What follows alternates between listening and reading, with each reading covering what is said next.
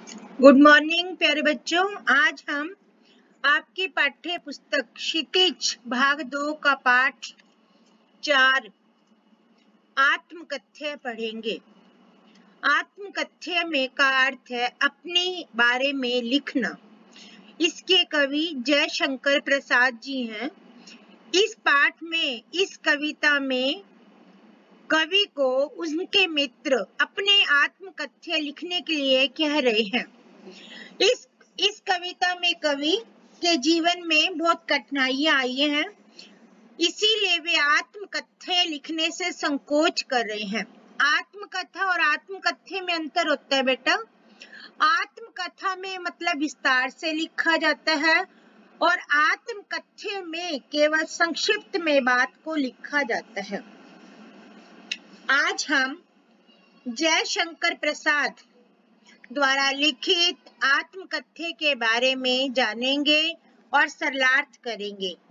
उससे पहले हम जानते हैं जयशंकर प्रसाद जी का जीवन परिचय।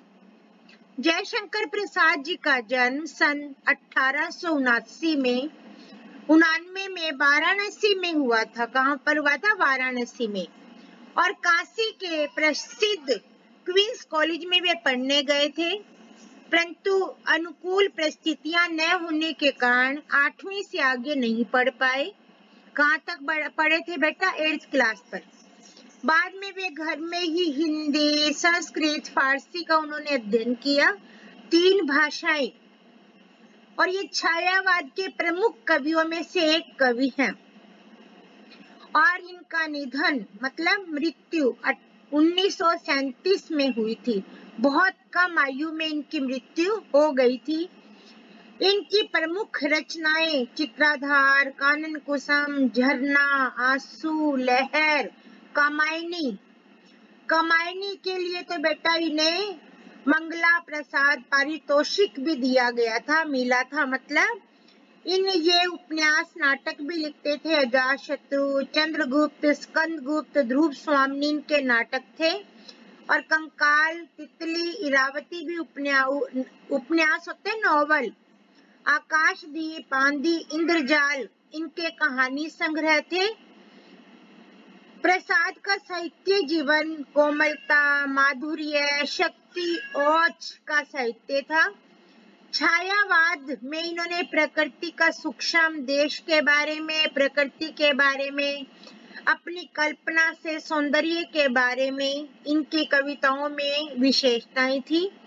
इनकी साहित्य जगत में विशेष रुचि थी। तो अब आप अपनी भी पुस्तक निकाल लो। अपनी पुस्तक में निकाल लेंगे आत्मकथ्य, उत्साह, अटनय रहिए। 3 कविताएं एक पाठ में है, परंतु हम इकट्ठा नहीं करेंगे, इनको एक एक करेंगे तभी समझ आएगा। एक एक जैसे मैं बोलती जाऊंगी बेटा, आप अर्थ लिखते जाएंगे। कवि ने अपने जीवन के बारे में लिखने से मना किया था। यदि वह लिखेगा तो उसे उन मित्रों की पोल खुल जाएगी जो उसकी दुर्बलता, उसकी कमजोरी पर हंसते थे। उनके मित्रों के बारे में भी जान जाएंगे। अब देखो, फर्स्ट लाइन देखेंगे। मधुप गुनगुनाकर कह जाता कौन कहानी यह अपनी। अर्थ लिखते जाओ बेटा। मधुप भंवरा, गुनगुनाकर, गुनगुनाना, धीरे धीरे बोलना, गुनगुन करके। कौन कहानी यह अपनी, मुरझाकर गिर रही पत्तियां देखो कितनी आज घनी। कवि ने अपने जीवन के उपवन के बारे में बताया कि मन रूपी भ्रमर गुंजार करता हुआ जीवन की कहानी कह जाता है। कवि ने क्या बताया? जो उसका जीवन है उपवन के समान था, जिसमें मन रूपी भ्रमर गुंजार करता हुआ जीवन की कहानी कह जाता है। मुरझाकर गिर रही पत्तियां देखो कितनी आज घनी। कवि कहता है इस जीवन रूपी उपवन की कितनी पत्तियां आज मुरझाकर गिर गई हैं। अर्थात उसके उपवन को हरा भरा करने वाली खुशियां उसका साथ छोड़कर चली गई हैं। उपवन कब हरा भरा रहता है? जब खुशियां हो। फूलों का बगीचा भी तभी अच्छा लगता है जब उसमें फूल खिले हों। ये देखेंगे, इसमें मैंने एक चित्र दिया है जिसमें एक फूल दिखाया, उस पर क्या कर रहा है? भंवरा गुंजार कर रहा है। ये फूल भी तभी अच्छे लगते हैं जब खिले हों। सूखे हुए फूल, मुरझाए हुए फूल बेटा कभी अच्छे नहीं लगते। ऐसे ही कवि का जीवन मुरझा गया था।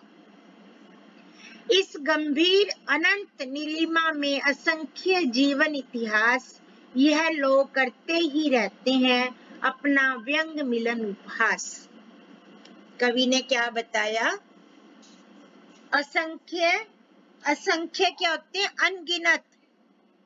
अनंत नीलिमा, विस्तृत नीला आकाश। आकाश क्या है बेटा? विस्तृत भी है, अनंत जिसका कोई अंत नहीं। नीलिमा आकाश, नीला आकाश। इसके बाद व्यंग मलिन, अर्थ लिखते जाओ बेटा। व्यंग्य खराब ढंग से किसी की निंदा करना। मलिन होता है गंदा। उपहास हंसी उड़ाना। क्या बताया था पहले? उसकी जीवन का साथ छोड़कर चली गई। थर्ड लाइन का अर्थ देखेंगे, इस अनंत विस्तृत आकाश में कितने ही महापुरुषों ने अपने जीवन की कथा लिखी और उसकी कथा सुनकर लोगों ने क्या किया? उपहास करने के अतिरिक्त कुछ नहीं किया। जैसे अनंत आकाश है, उसमें असंख्य तारे उपग्रह समाये रहते हैं, उसी प्रकार असंख्य इस जीवन भूमि पर असंख्य इतिहास महापुरुष आए, उन्होंने अपनी जीवन गाथा लिखी और उनका उपहास उड़ाया गया। तब भी कहते हो कह डालूं दुर्बलता अपनी बीती। दुर्बलता, कमजोरी। कवि कह रहे हैं कि इतना कुछ होने के बाद भी क्या अपनी मैं दुर्बलता, कमजोरी को, अपनी आप बीती को मैं कह दूं कि इतना कुछ लोगों ने किया, क्या मैं भी वही करवाऊं जो और लोगों के साथ हुआ? तुम सुनकर सुख पाओगे, देखो यह गागर रीति। रीति खाली, गागर घड़ा। जैसे घड़ा गागर, गागर क्या होता है? घड़े को बोलते हैं बेटा। इसी प्रकार कवि के जीवन रूपी गागर, कवि का जीवन खाली था। लोग उसकी आत्मकथा सुनकर सुख पाएंगे, परंतु उसकी जीवन रूपी गागर क्या है? खाली है। किंतु कहीं ऐसा न हो कि तुम ही खाली करने वाले अपने को समझो, मेरा रस ले अपनी भरने वाले। कवि अपने मित्रों को संबोधित कर रहा है कि कब यदि मैं अपनी आत्मकथा लिखूं तो इसको पढ़कर तुम्हें ऐसा लगे कि तुम खुद ही उस गागर को खाली करने वाले हो और मेरा रस ले अपनी भरने वाले। और मेरा आनंद रस, रस का अर्थ क्या है? आनंद, और उसमें सुख पाओ, आनंद लो और अपनी गागर भर लो। कहने का मतलब है कि कवि अपनी दुर्बलता को दूसरे के सामने नहीं बताना चाहता, क्योंकि वे लोग सुखी होंगे परंतु जीवन के और अपने जीवन को खुशी से भर लेंगे, दुख के अतिरिक्त कोई सुख प्राप्त नहीं होगा। कवि को लगता है ऐसा बताने के बाद उसे कोई भी सुख प्राप्त नहीं होगा। ये बेटा मैंने आपको यहीं पर एक एक शब्द समझा दिया। इसके बाद देखो ये व्याख्या लिखी है मैंने, आप यहाँ से व्याख्या एक बार तो जैसे मैंने समझाया सुनेंगे, फिर इस व्याख्या को अपनी नोटबुक में उतार लेंगे। ठीक है, इस व्याख्या को जब लिखोगे तो आप एक एक लाइन को पढ़ते जाएंगे, लिखते जाएंगे। क्या था? कवि का जीवन की गाथा पढ़कर दूसरे उसको सुख मिलेगा, परंतु कवि की गागर तो खाली है, कोई सुख नहीं मिलेगा। दूसरा पैरा आ जाओ। दूसरे पैरे में क्या बताया? यह विडंबना अरे सरलते तेरी हंसी उड़ाऊं मैं, भूले अपनी या प्रवंचा औरों को दिखलाऊं मैं। उज्जवल गाथा कैसे गाऊं मधुर चांदनी रातों की, अरे खिल खिलाकर हंसते होने वाली उन बातों की। मिला कहाँ वह सुख जिसका मैं स्वप्न देखकर जाग गया, आलिंगन में आते आते मुस्कुराकर जो भाग गया। यहाँ पर चांदनी रात के सुंदर दृश्य का वर्णन किया जब वे अपनी प्रेमिका से मिलना चाहते थे। क्या था इसमें? जब वे अपनी प्रेमिका से मिलने के लिए आतुर थे, उनसे मिलना चाहते थे, उनसे मिलने के लिए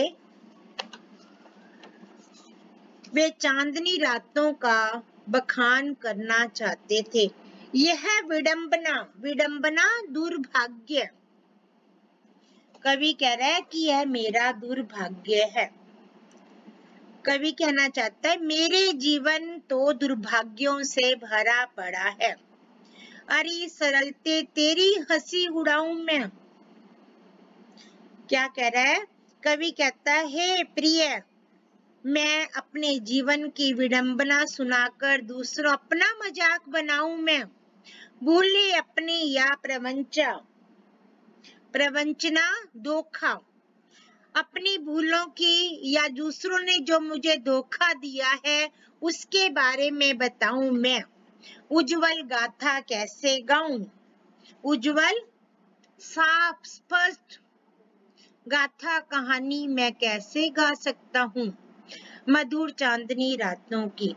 कवि ने बताया कि मैं अपनी चांदनी रातों की, जब मैं अपनी प्रेमिका के साथ था, उसके आलिंगन में आने वाला था, वह सुंदर पल, वह मधुर चांदनी रातों की बातें मैं दूसरे को कैसे बताऊं? मैं दूसरों से उसकी हंसी कैसे उड़ाऊं? अरे खिलखिलाकर हंसते होने वाली उन बातों की। कवि क्या कह रहा है कि जब हम खिलखिलाकर हंसते थे, उन बातों को मैं कैसे बताऊं? मिला कहाँ वह सुख जिसका मैं स्वप्न देखकर जाग गया।